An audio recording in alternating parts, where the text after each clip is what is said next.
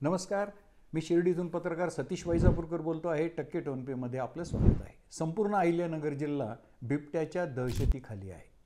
मागील पंधरवाड्यामध्ये कोपरगावमध्ये बिबट्याने 2 बळी घेतले आणि मग वन खात्याचं वन विभागाचे पिंजरे 100 जणांचं पथक शार्प शूटर सगळे दाखल झाले. पिंजरे रिकामेच परत गेले, पण एक बिबट्या मारण्यात आला आणि तो नरभक्षक आहे असं सांगण्यात आलं. नरभक्षक बिबट्या ठार झाला म्हणून सर्वांनी सुटकेचा निश्वास सोडत नाही. तोच काल माहेगाव देशमुख परिसरात एक दाम्पत्य मोटरसायकलवर चाललं होतं. त्याच्यावर बिबट्याने डरकाळी फोडत हल्ला केला. मग मारला गेला तो बिबट्या नरभक्षक होता की नाही आपण गृहीत धरू, तो होता. आता दुसरा नरभक्षक तयार झाला. बिबट्यांची संख्या वन विभाग असं सांगतं, अधिकारी असं सांगतात, एकट्या कोपरगाव तालुक्यात 50 ते 60 आहे.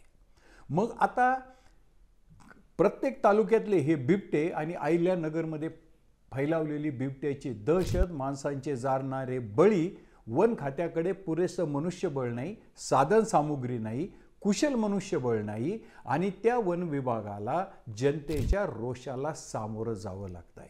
वनमंत्री गणेश नाईकांनी काल परवा असा एक प्रस्ताव ठेवला की बिबट्यांची नसबंदी करू. कोपरगावमध्ये एवढा मोठा ताफा तैनात करून देखील एकही बिबट्या पकडता आला नाही. नसबंदी करायला, बिबटे पकडायला आपल्याकडे तेवढी साधन सामुग्री आहे का, कुशल मनुष्यबळ आहे का, याचं एकदा आत्मपरीक्षण करावं लागेल. जर हे बिबटे पकडवायचे असतील तर या प्रत्येक तालुकानिहाय प्रत्येक आमदाराने आपल्या रेस्क्यू टीम तयार कराव्यात, त्या प्रशिक्षित कराव्यात.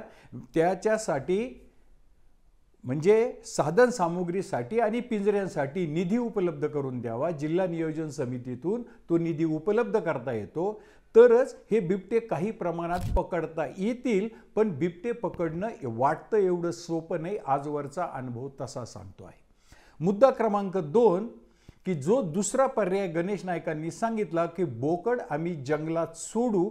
मग बोकड जर ऊसाच्या आता शेतात सोडायचे ठरले तर किती बोकड लागतील आणि ते बिबट्यासाठी सोडलेले बोकड अन्य लोक पळवणार नाहीत जंगलातले ऊसातले, याची खात्री काय, याचं उत्तर कोणापाशी नाही. मुळात 2 भंपक युक्तिवाद्य केले जातात की आता बिबट्यांची संख्या एवढी वाढली आहे कारण आपण जंगलतोड केली म्हणून बिबट्या मानवी वस्तीजवळ आला. मुळातच ह्या बिबट्या पिढ्यानपिढ्या जंगलात नव्हे तर तो ऊसाच्या फडात तयार झाला आहे. हा जंगलातला बिबट्या नाही, हा जंगलात बिबट्या राहूही शकत नाही आणि बिबट्यासोबत सहजीवन शिका.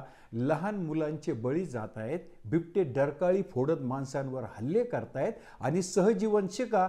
तुम्ही जर नेटवर सर्च केलं तर तुम्हाला आश्चर्यकारक धक्कादायक माहिती अशी मिळेल की गेल्या 20 वर्षात एकट्या ऑस्ट्रेलियानी मानवी जीवन आणि शेतीला धोका पोहोचवतात म्हणून 9 कोटी कांगारू मारले. नेटवर माहिती अवेलेबल आहे.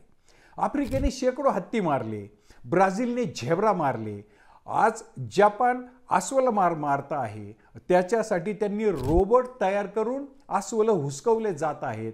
मग जर परदेशात शिकारीला, मानवी जीवनाला इजा पोहोचवणाऱ्या जंगली प्राण्यांची शिकार करायला बंदी नाही, एवढंच नाही तर सरकारच या उपद्रवी प्राण्यांना मारून टाकत आहे.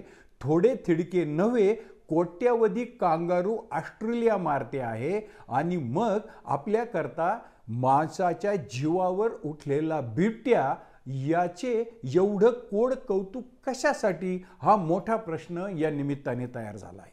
वन्य प्राणी म्हणजे प्राणीमित्र म्हणून ज्यांना ओळखलं जातं असे नगरचे नितीन थोरात आहेत. त्यांनी माझ्याशी बोलताना सांगितलं की जर आपल्याला बिबट्यांचा अभयारण्य तयार करायचा असेल तर राहुरी जवळच्या वरखंडी इथं 450 एकराच्या क्षेत्रात हे करणं शक्य आहे.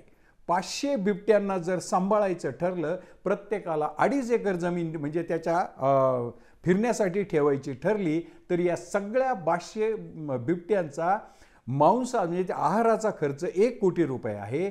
त्यांच्याकरता ससे, इमू, कोंबड्या यांची महिला बचत गटामार्फत पैदास करून त्यांना मांस पुरवणं देखील शक्य आहे. जगामध्ये असे अधिवास तयार झालेले आहेत. हे 500 बिबट्यांचं 500 एकरातलं अभयारण्य तयार करायला 100 कोटी रुपये खर्च आहे. असेही पर्याय आपल्याला निवडता येतील. पण एक गोष्ट लक्षात ठेवली पाहिजे की ऑस्ट्रेलियामध्ये उपद्रवी ठरले म्हणून कोट्यवधी कांगारू मारले गेले, आफ्रिकेने हत्ती मारले, ब्राझीलने झेब्रा मारले, आता बिबट्या माणसं मारायला लागला. माणूस महत्त्वाचा की बिबट्या महत्त्वाचा ही वेळ ठरवण्याची वेळ आलेली आहे. आणि हेही सांगतो की आज कोपरगावमध्ये हल्ला झाला, उद्या नगर जिल्ह्यात कुठेही कधीही हल्ला होऊ शकतो, नवे हल्ले सुरू आहेत. तर मी हा जो व्हिडिओ केला त्याच्या मागचा उद्देशच मुळात हा आहे की माणूस महत्त्वाचा की बिबट्या महत्त्वाचा हे ठरवण्याची वेळ आली आहे. मी कालच्या बिबट्याच्या हल्ल्याचं आज जे विश्लेषण केलं ते आपणास आवडलं असेल तर माझं टक्के टोनपे हे चॅनल सबस्क्राईब करा, लाईक करा, शेअर करा. जय हिंद, जय महाराष्ट्र.